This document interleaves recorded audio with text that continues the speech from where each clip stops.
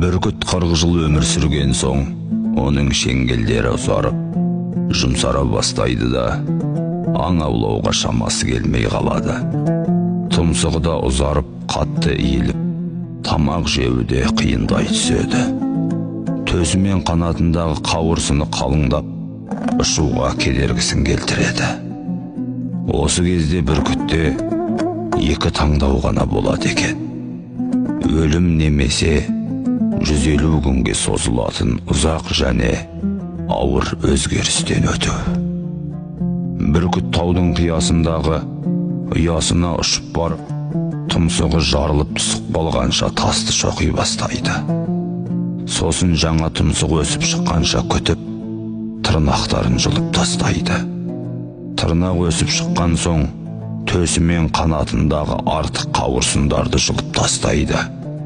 Осылайша 5 айлық қиыншылықтан соң, бүркіт тағы да 30 жыл өмір сүруге мүмкіндік алады екен. Дәл солай біз де жаңаша өмір сүруіміз үшін өзгеруіміз керек. Кейде өзгерістер қиыншылық, қорқыныш, күмәнға толы болады. Жаратқанның назары таймай, бәрімізге бақытты ғұмырды нәсіп етсін.